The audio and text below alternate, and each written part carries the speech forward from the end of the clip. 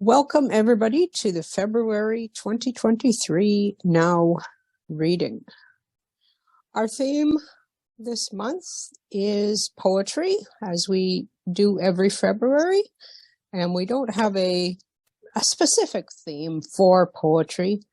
Rhythm and rhyme, style and flow, whatever. I am not a poet, so I'll have to leave it to the three ladies who are joining us this evening to show us their stuff. So our readers tonight are Emily de Angelis, Elizabeth Pszczolko, and Vera Constantineau. Our first reading, Emily de Angelis, comes from a long line of visual artists, musicians, and storytellers. Prior to a long career as a teacher in Sudbury, where she was born and raised, she was a children, young adult librarian with both the City of York and the City of Toronto. She has spent many years developing her writing through independent study, workshops, conferences, and courses, including a year in the Humber School of Writing under the mentorship of Richard Scrimger. She was also fortunate to receive an Oak Grant for works in progress. Emily has Western and Japanese style poems as well as short stories published in various anthologies and has also won or placed in the top 3 of 4 short story contests. Emily served as the president of the Sudbury Writers Guild 1998 to 2000, and recently served as treasurer as well as facilitator of the Guild's Children, Young Adult Inner Circle. Emily's YA manuscript, entitled The Stones of Burren Bay, has been accepted for publication by Latitude 46 Publishing and will be out in 2024. The magical realism story follows the protagonist, Nori, on her journey of grief and healing through her love of visual arts. Her current YA project is entitled For the Sake of Mercy, also a magical realism story. It explores forgiveness in the face of unspeakable tragedy. The protagonist, Mercy, deals with her trauma through poetry. Emily is wintering in Woodstock, Ontario, while spending summers on her property on Manitoulin Island. Emily, you have 15 to 20 minutes. Read away. All right. Thank you so much. I added the bit about the work in progress I have because that's the reason why I've gotten more into poetry over the last couple of years, because it's a story that the main character is a developing poet, and so I'm a developing poet as well. Thank you, Vera, for all of the help that you've given me in the area of Japanese poetry. The first poem I'm going to read celebrates what I call my North Star word. In January, I pick a word that's going to sort of guide me through the year. This year's word was unfurl. And I titled the poem Agony of Leaves. In the world of the tea sommelier, the moment that the tea leaf unfurls in the hot water or the steam, that's called the agony of leaves. Agony of leaves. I am middle, liminal, between young and old, birth and death, cultivating grace in a cup of green tea and a blanket on a cold night. I creak and groan, too late for flat tummy, plump firm breasts, thick voluminous locks without the gray streaks of age. I am middle, fostering mind and morality, instead studying the oolong leaves of my future, contained in the cracks of porcelain teacups and saucers. I need glasses to read the leaves at the bottom of the cup. a pillow at my back so pain does not distract the focus of my thought. I am middle, deeply aware of my end, but far enough from my beginning to have curiosity about how black leaves unfurl. So I started the year with that.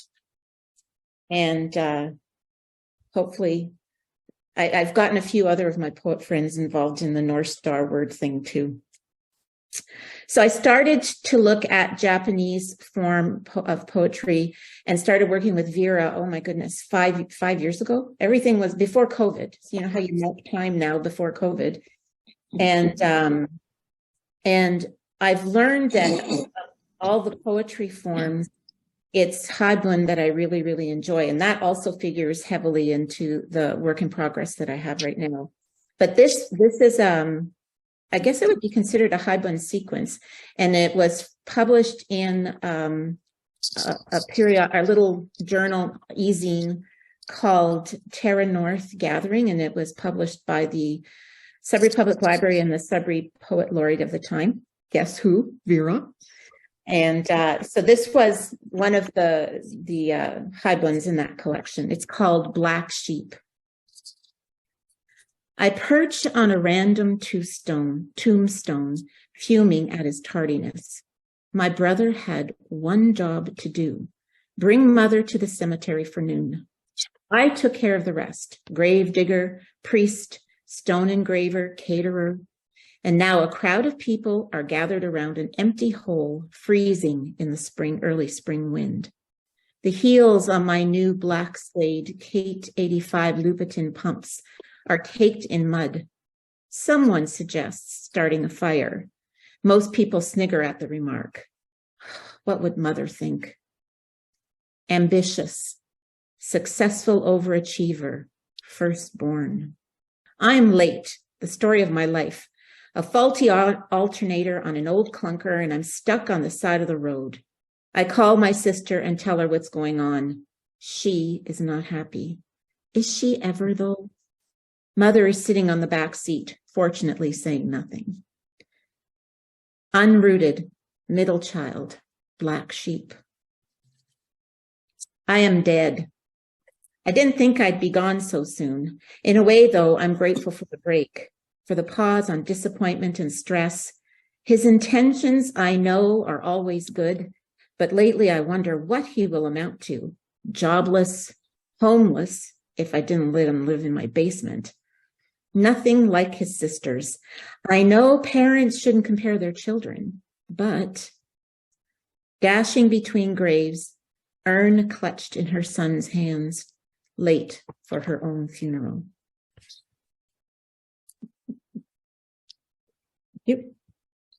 I just want to break it up here. I write predominantly for young adults and children, and I got a poem in this little book called Zombie Digest. This is the picture for the poem. It's called Monster Candy, and I want to read it because it's a fun read. But it takes like one great big breath. It looks like this. So you can see there's two streams there. So wish me luck. Here it goes. Monster Candy. Ooey, gooey, gummy, sticky, oozy, oily, goopy, drippy. Crunchy, munchy, chewy, musty, crispy, crumbly, soggy, crusty, slimy, slushy, muddy, mucky, scummy, soupy, gushy, yucky, sweaty, clammy, dewy, skunky, muggy, steamy, greasy, funky, barf. I enjoy that one. I like that one. I belong to the Sudbury Writers Guild Poetry Inner Circle. And this month's challenge was a poem. Every month we choose a different form or a different theme. And this month's poem, originally we suggested limericks, but nobody bid at it because it's March coming up. But we did decide on comedy. So this is what I wrote for this month. Just something about me that you should know about this poem is I collect teapots. Now, when I say I collect teapots, it's a bit of an obsession and a bit of an illness, I think. I have well over 100 teapots, so I love teapots. But I do not own a double-spouted teapot, and that's what this poem is entitled, Double-Spouted Teapot. Curvaceous handle rising upward and over porcelain rounded belly, two spouts keeping harmony between man and wife. I say nay. We are said teapot, a giant push me pull you filled to the brim with tea leaves and scalding water, a reason for a fight. You drink black Assam from both sides of your mouth, gaslighting, laying scorn to my green steeping peacefully on the other side. What's yours is yours, what's mine is ours. Two spouts do not make equality or celebrate diversity of taste. I say instead, pinky raised, as southern bells sip Camellia sinensis, I will pour from my pot and you from yours and agree to disagree. I'm going to go back to the Heidlin form, which I really, really enjoy. Let me just check my time here. Okay. This is a poem I entitled The Bed. It's a Heidlin. And I found, I was going through my parents' pictures, and I found a picture of my mom and I don't know how many, my two sisters, myself, and 5 or 6 cousins in their king-size bed. And that's what brought this poem out. It's called The Bed. A marital bed filled with visitors like a church hall on a Sunday morning. Kids, sisters, and cousins crammed in and around mother. Cousins in assorted pajamas, siblings matched in Christmas nightgowns of white snow puffs and red velvet. Mother in a dressing gown, always a dressing gown of floral nylon with a zippered front. A king-sized playground for kids at morning prayer and for adults at evening vespers. Bought by a faithful man to fill a room in a shack raised and rebuilt, insulated and impervious. A place where family is religion and togetherness is God. Maple cupboard of memories and knitting patterns, black and white photo. A couple of years ago, thank you. A couple of years ago, the Sudbury Writers Guild published this, and included in there is a set of 4 poems that originally were written for something called the Willisville Mountain Project. Oh gosh, I don't know. That's going back a long, long time, eh, Vera? Vera was also involved in that. I don't know if Lisa was too. It was an attempt by visual spoken word and writers and musicians to save Willisville Mountain from being crushed up by Valet. And they did a great job because Valet promised to leave the mountain alone, at least for the next 100 years. And these 4 poems were accepted into that program. So I'm going to read them. They're called Mountain Seasons 4 poems. Bloodstained leaves, fall. Blood-stained leaves tell the story of my climb. Cut hands on sharp rock, sliced skin embedded with grains of sandstone. The summit looms crimson gold. The day is surprisingly hot, and I thirst. My lips crack and my tongue swells. I surrender to the momentary bliss of lip balm. Sweat burns my eyes. Long sleeves are too hot for this fall day. My jeans feel tight, damp. I wonder if it's true that wet denim can constrict and strangle a person. Halfway up, there is no breeze. A small plateau of cool rust moss beckons, but I fear if I sit, I'll never get up again. My feet are sore, my knees ache, blood congeals around my wound. I look back to the car. It's a long way down, and I realize the descent remains whether or not I make it to the top. I haul myself upwards, grasping seedlings. I am shocked by the blood leaves again and search for new wounds, but this time it's someone else's blood. Deep time, winter. Aged mountains bound across the vast La Cloche range from Killarney westward. Erosional remains worn by ice and snow, speckled with fir and jack pine, anchored in the great shield beneath, quartzite roots in granite soil. They sit unchanged, but always changing, slow, deliberate, understood only in deep time, generations beyond human experience. They have been gouged, crushed, fragmented, trampled upon by moccasin and boot, written upon by lovers, adolescent poets whose paint cans lie rusted at monolithic feet, and still they sit, bound. Metamorphosis, spring. On the precipice of time, stirred by heat and pressure, sand crystals dissolve into molten liquid, folded in against themselves and forged into great bells of white quartzite, parched, sand hardened. Where clear waters converged into lakes, sapphire pools of pristine tears shed by the child mountain. Even now, each spring, tears are wept from cracks formed by winter's freezing, falling down crystalline face, running along the edge of the road. In the spring, you can taste the salt of the mountain if you know how to. Carmichael's Rock, July 19th, 2007, summer. A summer tempest swells in the distance as they move towards grace. By canoe through diaphanous waters, on foot across ancient river valley, wet with sweat, they slave to resurrect the rock. They gaze upward at the naked summit, stripped of its throne, lying dormant at their feet. Mosquitoes and black flies attack where humidity has washed away protection. They are exposed. Block and tackle, push and pull, the fibers of rope wound in and around history, and 200 pounds of mountain, splattered with the colors of tilting trees and swirling skies, they heave.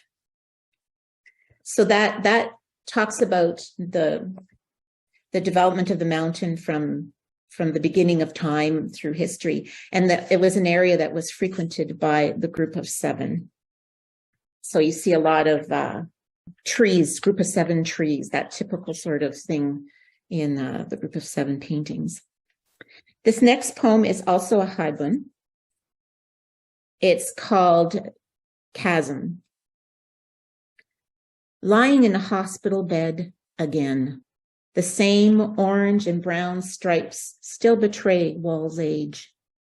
My goldenrod blanket is rough and stiff. For the third time in a year and a half, my wound betrays me. Early enough that the ultrasonographer cannot tell me anything. Late enough that I had time to plan and dream. The woman across from me who terminated her pregnancy lies to the people on the phone. A heavy cycle, she says, uncontrolled bleeding. They had to do a D&C. The words slip easily from her lips. I am waiting for the usual visitors to come, to comfort, to say it's probably better. There must have been something wrong. You're young. You can try again. Geode cracked, purple jagged crystals, gaping hole.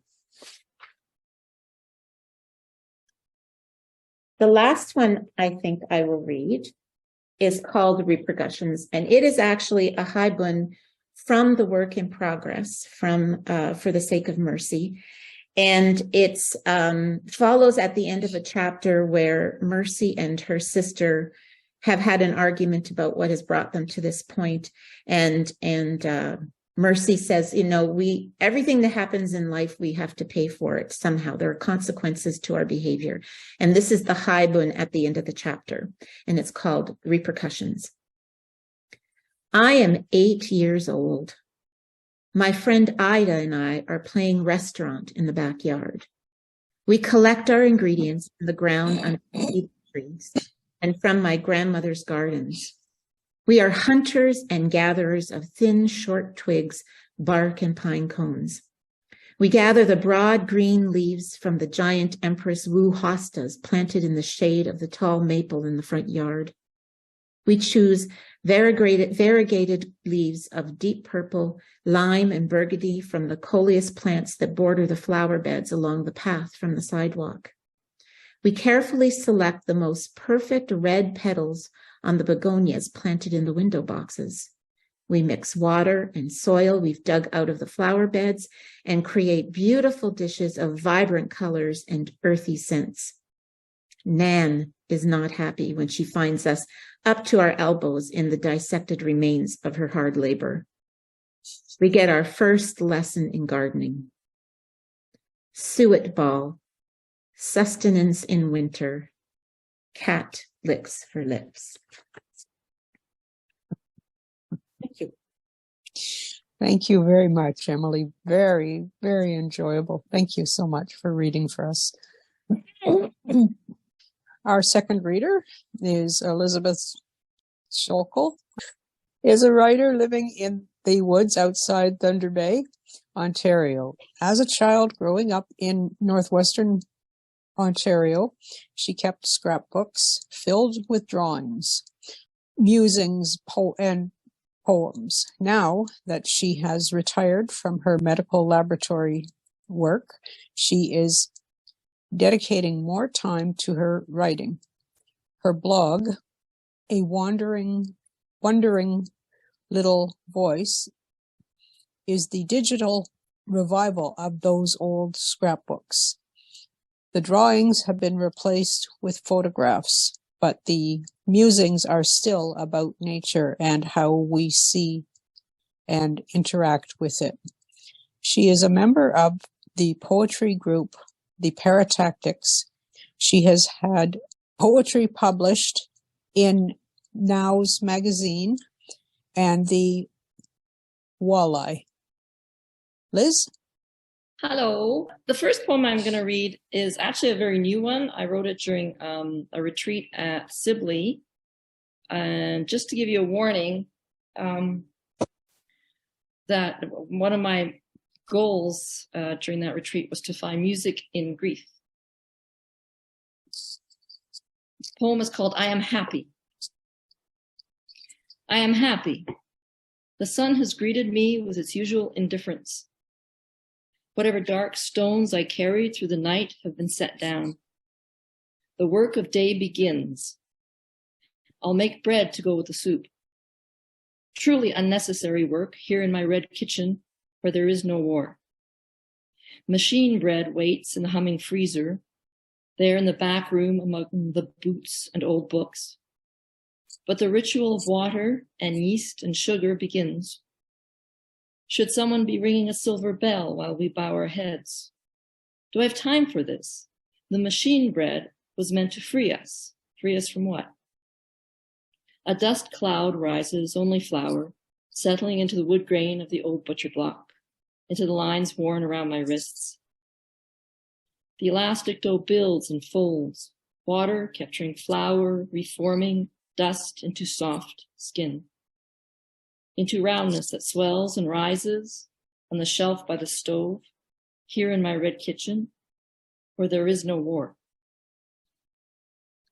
This next poem is called The Wood Frog, and it was inspired by a video I saw on The Nature of Things, and it was a time-lapse video of a wood frog thawing. Wood frogs are the only frogs that can survive north of the Arctic Circle, and it was just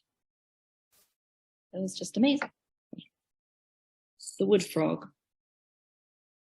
The wood frog sits, iced, eyes murk glazed, till spring trickles down one drop at a time, melting membrane and mind, turning frog eyes clear, pond water black.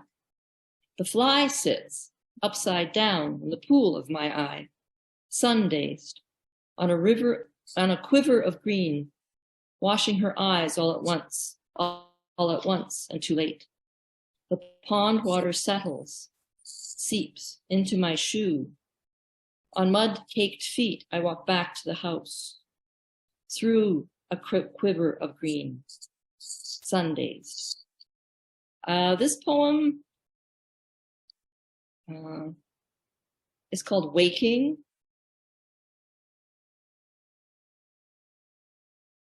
My eyes open and let the light in. My mind, that persistent ghost, quiets its muttering, and my dreams retreat to shadows at the back of the room, leaving me something resembling peace. My body rediscovers the business of going downstairs, a cold floor, slow release of aching joints, wet life in a dog's nose pressed under my hand.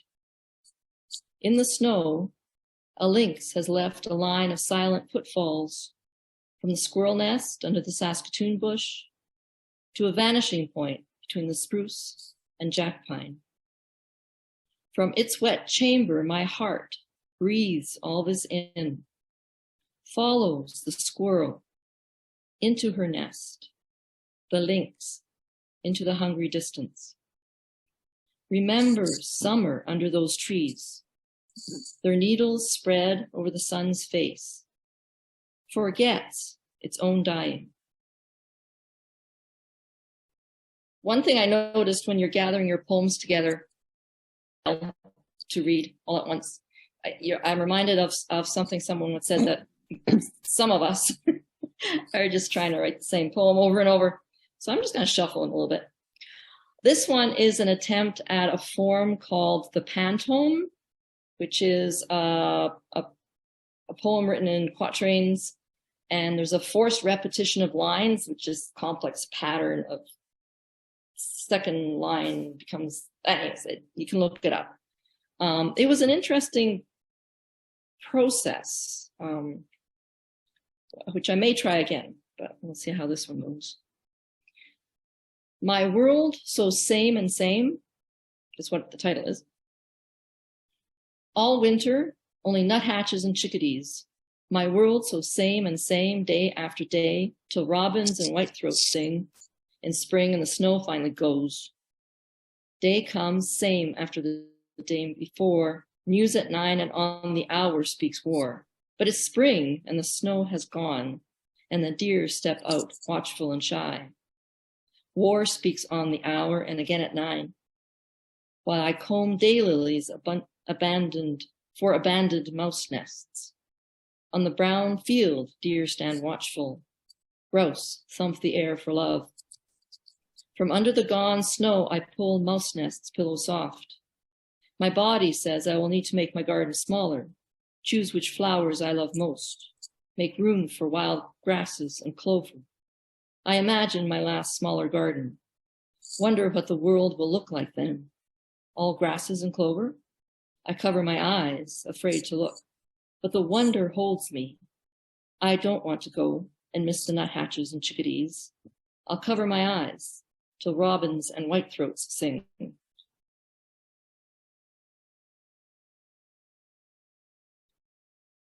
That's an interesting form because you have to, what you've put in the first verse has to show up at the end. And sometimes you go, well, maybe I should plan that a bit better. I'm not sure. This one's called Winter Poem. Your fingers pulse with returning blood after near frostbite. They smell of sulfur from the match you used to light the wood stove. Your dog sleeps at your feet, hind legs twitching in a running dream. Earlier, in the parched cold that comes after a storm, you saw 3 sets of wolf tracks on the side road, running south full tilt. They disappeared where the wind, coming across an open field, scoured away the loose snow, leaving a small of blood, frozen, pink braille on the ice. No feathers, no fur, just raised scarlet drops, each with a tiny snowdrift on its lee side. 2 sets of tracks ran west across the field and into the poplars. You could not find the third anywhere. Later, sleeping, you dream of something rumbling up the lane through the trees. You think it's the township plow, but it's only your cat purring up against your pillow. You reach out and feel. under the black silk fur and fragile ribs, the animal within the animal, something from a long time ago. And you wonder then if this was how love began. A lot of these poems are pandemic poems, or just state of the world as it is now poems. Like a lot of people, I couldn't write when the pandemic first started. About took me 3 or 4 months to get back into writing. And I got myself started by attempting erasure poems. And this one, most of them were not very good, but this one wasn't too bad. This is an erasure poem from the field guide, Dragonflies of the Northwoods, pages 20 and 21. It's called Field Marks. Limit, wade through, include, order, broken down, of the left page, of the right page. Experience, gradually. Dragonflies are given English, Latin, the spoken word. Capitalize, blue dashers. Abundance, a blue circle in the Northwoods. Look for thoracic stripes, wing features, when you have a chance. This poem I wrote last fall, and I realized today it's about the dangers of a longer growing season, in a way. It's called Climate Change.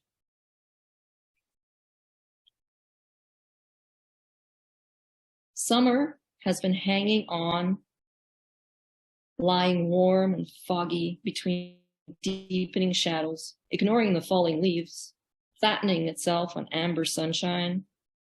The sunflowers still shoulder up and up into the sky, but the cabbages have split open in the late rain like so many moldering books. Nothing makes sense. Early this morning, before light, the night air came in through the little window overhead, flowed down onto my desk, onto my lap, like cold water added to a hot bath. The air smelled of iron and frost. So I knew the world's clock had lurched forward after all. And in this creeping air cooled at last, my head so dense with useless words and bad news. I imagined taking myself and all this, notebooks, journals, drafts and drafts of poems, all this stuff, drooping with too much thought, out to the garden to join the cabbages. Let it all split open, abandoned and done with itself, to whatever next comes out of the sky.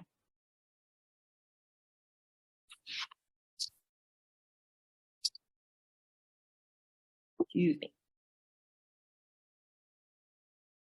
And the last poem, the dog is going to have the last word. This is about a wonderful old dog we don't have anymore. His name was Foster. His fur was thick black. He was tooth sharp and eye sharp. His lips lined with white. You could see him smile in the dark. At morning chore time, he'd dance in front of us, insistent, ears rakish, one up, one down. A walk was essential. It must be had, like a good scratch or a long drink of stream water. He'd lead us playing, his thick haunch fur ragged and bouncing, both ears now, nose scouting the air. What did he see in us? What did he see in us that called him to do this? Why were we so necessary to this moment of his? He could have just as easily gone off on his own, and he did, once coming back with a throat full of quills, rare panic in his eyes. He was wolf smart, too, chased off his wild shadow cousins when called on. He always came back. What old language, dried in his throat, did he use to negotiate safe passage? The other morning I thought of him. Spider silks floated along the dark forest edge, silver lines disappearing, then reappearing as their invisible spinners navigated folds of light and darkness. This was the world he brought us to, saying, see, this, and this.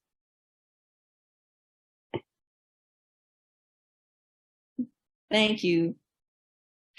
Thank you very much. Yes, the dog always has the last word. That's just the nature of dog. Yes, they're the best. Our third reader. Vera Constantineau's poetic focus is in Japanese forms: haibun, haiku, senryu, and tanka. In addition to poetry, Vera's writing includes nonfiction, short fiction with a focus on humor in all genres.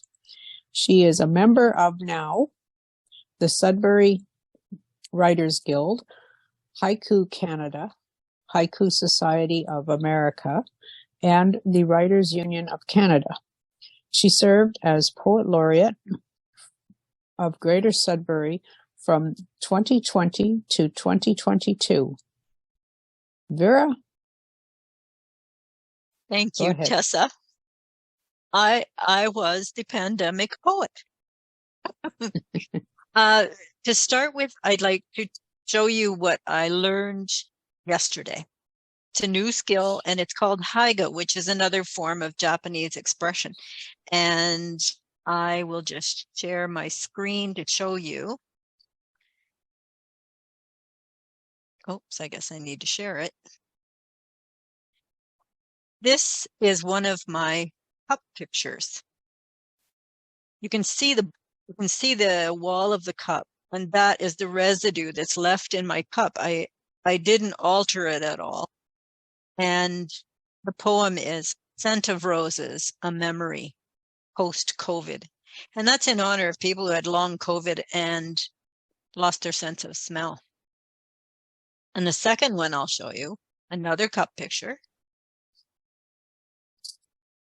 Anonymity, a thumbprint is colorless. And that is called haiga.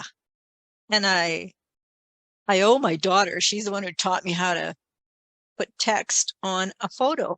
Because previously I just wanted to do it. I didn't know how. And now I know. No one's safe. These are some of my early January poems, and they're all the rejects that I got after sending them out. Check in with the astrology page. All bases covered. Zoomcast. Careful to show the happy side. I don't know why they didn't take that one. I like that one. Old Lang Syne. Our cat in heat moans along. And I got my first, thank you. I got my first acceptance about mid-January. It's a haibun, which seems to be the flavor of the evening, and I appreciate it, Emily Angelis. This is called Rooms of Old Houses, and it was accepted by Contemporary Haibun Online. And this is the original version before it was given some evolution, thanks to the editor. Rooms in old houses are never square. That's what my brother always says when he tries to repair something or tries to build something that's for my mom. I don't know what he means, though. I'm good with shapes, and my room looks really square to me. He should come into the quiet because now he's saying things that are going to cost him. Mom made a swear jar on Friday after she heard me say damn.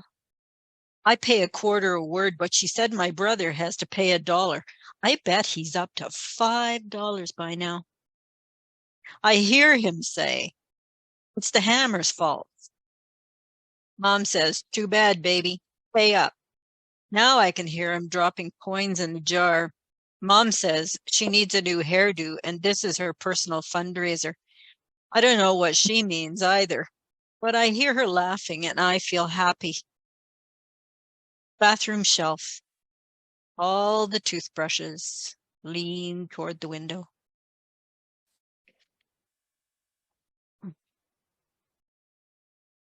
The next two are tanka, and tanka is a 5-line Japanese form, and they were originally songs or love poems. And as with all Japanese forms, by now they've evolved a little bit, and some of them have turned into a story form. And there is a grief warning from me too, Elizabeth, on this one. A mother mourned and buried today. Hugs and tears. After the short service, we share her birthday cake. I know. Thanks. Lamps on. Mid-afternoon quiet. Choosing a novel. Tossed to the side. A tawdry romance. Pair of my newer haiku and a senryu, and these may go through a few shifts before I submit them anywhere, but variations on a lasting theme. Canadian winter. Snowfall. The hard scrape of a northern life. Afternoon shift. Filling the lunch pail with sighs.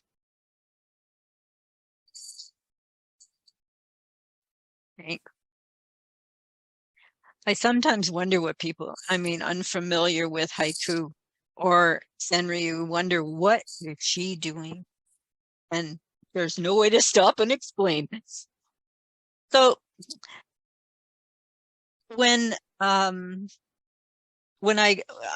was accepted to read this month, I thought, I think it's time to break out some Western poetry. So what I've done is break out some Western poetry. And it's not good. I tell you, I am not good at Western poetry. I am improving thanks to Emily and the crew at the Poetry Inner Circle.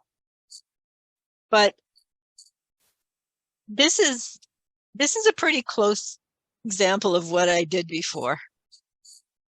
And the dive I talk about here is the Kingsway Hotel on Lorne Street. And I don't know if anyone else is familiar with it, but it was a dive. And it was a favorite for my friends and I. And my launch, which you all know about, sorry, is at the Hilton on the Kingsway in the room that is called the Kingsway Room.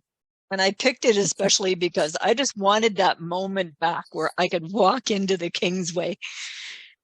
So this poem is called What It Meant to Me. The dive where I misspent my youth is gone, but my memory can scrape over every brick. And whenever we crest the Elm Street Hill, I think of my brother who drove me there to proudly show me the city lights as if he'd turned each one on just for me.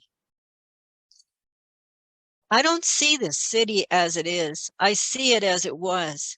Downtown bustling, shoppers on sidewalks milling about, Kresge's and Woolworths running lunch counters.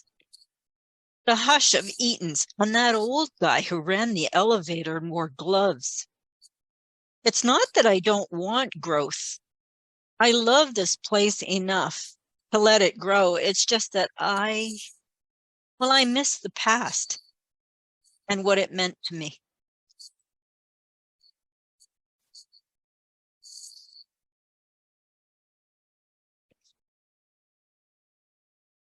And I am part of that Poetry Inner Circle that Emily belongs to, and she mentioned the North Star words, and I have one. Mine is intention. And I think, my intentions have changed over the years. And what I have here is a poem called I Have Grown. I have grown into my oldness, yet I hold on to my memories of my youngness. And what of you? I still dance into the small hours, but now it's accomplished while lying on my back on the bed. And what of you? I sing and I cry, and I wonder, what else could I do if I had the chance? And what of you? I've written my dreams and my failures, whispered hopes, held myself tight. And what of you? Through each damned challenge, win or lose, I've lived my age. With a nod to the others. And what of you?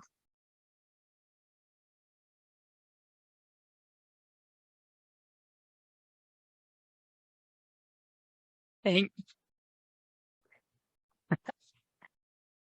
this next one, and I'll just read you the line I wrote at the top. This poem, it's like a disclaimer. This poem is from a guy's perspective as told to me. And I will not out the guy, but I will tell you that it's a familiar story. It's called How It Happened. I'm a walking cautionary tale. This route is popular in my demographic. I know how it happened. I know the moment. There I was, cantering along in my three-piece, my success strapped to my hip like a six-gun, and the new secretary says, I have a great voice. She asked me if I ever worked in radio, and hell, of course I'm flattered. Before long, she's bent over the desk. So easy. Now she wants a 3-car garage wrapped around a house with 4, maybe 5 bedrooms. The suspicious side of my nature wonders, who's going to be sleeping in my beds? A voice that once charmed her is the drone of a warning horn running its hoarse edge until she's on edge. Not so charming now. I often wonder what it would be like to be somewhere else, somewhere quiet, alone, because this whole scene has become the bones of a bad country song that keeps beating a beat. I think about why this tune's so old, so new. That's when she walks by with the baby in her arms, and I recall another wife in another life with a baby in her arms. And I know there's no going back, but before I lose the house and what's left of my life, I claim sex addiction and save myself. That's how it happened. Sorry. Not everyone appreciates me. And you know what I say to that? You'll love this one. It's called Love in the Style of Khalil Gibran. What is love but a path? If I say to you, hold my hand as we walk, let each step bring you closer to me. Let each step bring you closer to me, that we may not lose ourselves. Let it be so. Myself I see in you, love I see in us. It is love that has brought us together. This path, with all of its curves and twists and turns, is an unknown to both of us. And you may well ask, what if someday, far from now, I am alone, and I will say to you, these hands, though invisible, these hands so sure of love, will keep us joined. We will never be alone. For we will always have the silence of this path, this walk, this love. And memory, precious and solid, is the path of the mind and the heart, where we continue to celebrate our togetherness. In every step along this path of love, we are one. What is love but a path?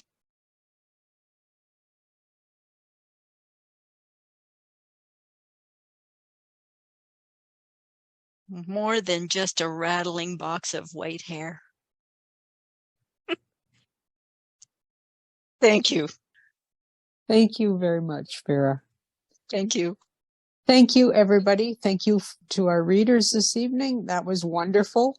We had some terrific poets and some great stories in there.